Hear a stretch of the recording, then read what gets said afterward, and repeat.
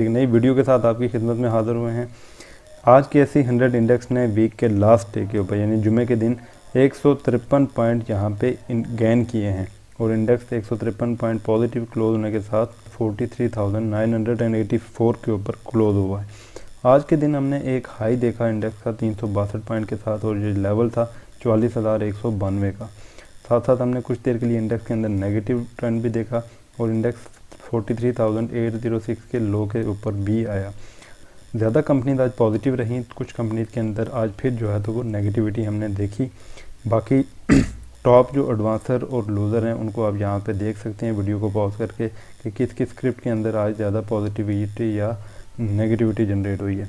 अब चलते हैं KSE 100 इंडेक्स के फीपीलीपी डाटा को देखते हैं कि बायर और सेलर की जो पोजीशन है वो कैसी रही। अगर हम बाइंग सेलिंग की बात करें तो आज आपको मार्केट के अंदर ज़्यादा बायर और कुछ ही यहाँ पे सेलर आपको नज़र आ रहे हैं। सेलिंग साइड के ऊपर सबसे पहले फॉरेनर कॉरपोरेट हैं, उसके बाद म्यूचुअल फंड हैं और NBFC ने थोड़ी सी सेलिंग की है। बाकी सारी पार्टीज जो हैं वो बाइंग के ऊपर मौजूद हैं। अब इस फीपीलीपी डाटा को देखते हुए आपको लग रहा होगा कि मार्केट के अंदर बाइंग सेंटीमेंट स्ट्रॉन्ग हो रहा है। एक्चुअली क्योंकि आज फ्राइडे का दिन था, यहाँ पे जो शॉर्ट सेलर थे उन्होंने अपनी शॉर्ट सेलिंग कवर की होगी और कुछ क्योंकि फ्यूचर की जो पोजीशन थी, रोल ओवर वीक का लास्ट डे भी था, तो फ्यूचर पोजीशन को भी जो है तो वो शिफ्ट किया गया है। उसकी वजह से हमें यहाँ पे एक बाइंग देखने को मिली है। लेकिन इस बाइंग के ऊपर रिलाय नहीं कर सकते। कंपनीज अगरचे एक अच्छे जो है तो प्लेयर के अंदर शुमार होती हैं, लेकिन आपके जो की प्लेयर हैं जिनमें फॉरेनर कॉरपोरेट और म्यूचुअल फंड ये कंटिन्यूसली सेलिंग के ऊपर हैं, इनका बाइंग साइड के ऊपर आना बहुत ज़रूरी है मार्केट को संभाला देने के लिए। और दूसरी साइड के ऊपर अगर हम देखें तो इंडिविजुअल जो हैं जो मार्केट का ज़्यादा पोर्शन होल्ड करते हैं वो बाइंग कर रहे हैं, लेकिन इनकी बाइंग के ऊपर हम रिलाई नहीं कर सकते। हमने ये एक्सपीरियंस किया, जब जब इंडिविजुअल जो है तो वो बाइंग के ऊपर रहते हैं, इंडेक्स जो है तो वो डिस्काउंट होता रहता है।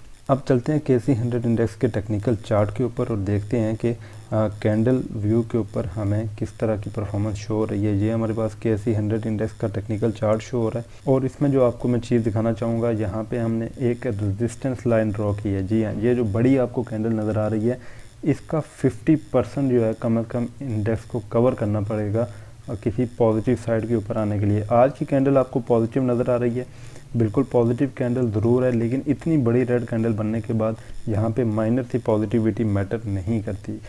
दूसरी जो चीज़ मैं आपको यहाँ पे दिखाना चाहूँगा वो है यहाँ पे नीचे ये वाला बॉक्स। इस बॉक्स को अगर आप देखें तो ये जो बॉक्स है ये इंडेक्स का बाइंग जोन है। अगर हम इसको थोड़ा सा जूम करके देखें तो यहाँ पे आप देख सकते हैं कि जब भी इंडेक्स इस जोन के अंदर आया, कुछ लास्ट अगर हम 2 साल की बात करें तो यहाँ से इंडेक्स ने इसी जोन से सपोर्ट ली, फिर इंडेक्स एक दफ़ा इसी जोन के अंदर से जो है तो वापस ऊपर की तरफ निकला, यहाँ पे फिर इसी जोन से इंडेक्स ने सपोर्ट ली, फिर एक दफ़ा यहाँ पे इंडेक्स इसी जोन के अंदर आया और यहाँ से हमने ऊपर की चाल देखी और लास्ट टाइम जो है तो 2 दफ़ा इंडेक्स ने इस जोन को यहाँ पे सपोर्ट के तौर पे यूज़ किया है।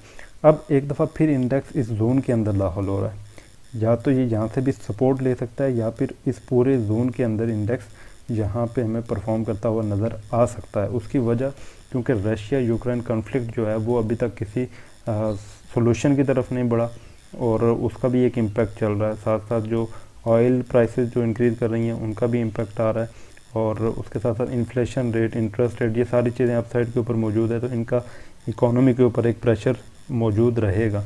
अब यहाँ पे इंडेक्स के पास जो रेजिस्टेंस लाइन है वो रेजिस्टेंस लाइन है 44,267 के ऊपर। मैं इसको दोबारा से जूम आउट करता हूँ तो इसको आप देख सकते हैं, ये 44,267 के ऊपर इंडेक्स की इस टाइम रेजिस्टेंस मौजूद है।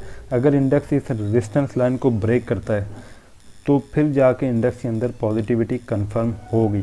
और इसको मैं अगर आपको आवरली कैंडल के ऊपर दिखाऊं तो यहाँ पे आपको ज़्यादा क्लियर होगा कि इस रेजिस्टेंस का काम क्या है।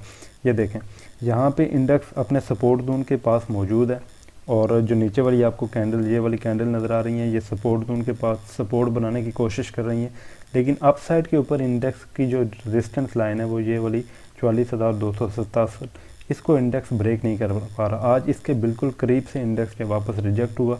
उसके बाद हमने देखा कि किसी टाइम फ्रेम में भी इंडेक्स ने वापस इसकी तरफ बढ़ने की और उस तरह से कोशिश नहीं की, इंडेक्स के अंदर पॉजिटिविटी जनरेट नहीं हुई। और फ्राइडे यानी कि जुमे के सेकंड सेशन के अंदर हमने नेगेटिविटी भी देखी। तो जब तक इंडेक्स इस लाइन को ब्रेक नहीं करता, इससे ऊपर क्लोजिंग नहीं देता किसी भी टाइम फ्रेम में, यानी कि 44,267 से ऊपर जब तक क्लोजिंग नहीं आती, चाहे वो आवरली हो या डेली बेसिस के ऊपर हो, तो फ्रेश बाइंग को बिल्कुल अवॉइड करें। इंडेक्स के अंदर अभी पॉजिटिविटी नहीं है।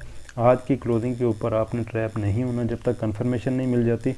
और इंडेक्स में जो डिस्काउंटिंग है, इसको आपने बाइंग अपॉर्चुनिटी के अंदर कन्वर्ट करना है, और उसके लिए ज़रूरी है कि आप कैश इन हैंड रखें और एक अच्छे टाइम के ऊपर बाइंग पोजीशन के अंदर एंटर हों।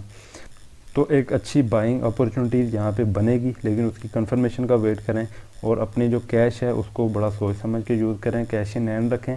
और जहाँ पे अच्छा मोमेंटम जनरेट हो इंडेक्स के अंदर, जहाँ पे अच्छी आपको पॉजिटिविटी नज़र आए, वहाँ पे आपने बाइंग करनी है।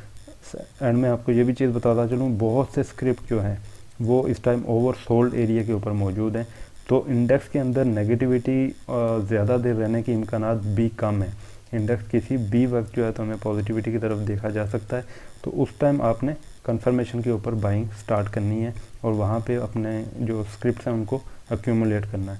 उम्मीद है वीडियो अच्छी लगी होगी। वीडियो को लाइक और शेयर करें, चैनल को सब्सक्राइब करें, ताकि हमारी आने वाली तमाम वीडियोज़ भी आपको मिलती रहें। अपना बहुत सारा ख्याल रखिएगा। अल्लाह हाफिज़।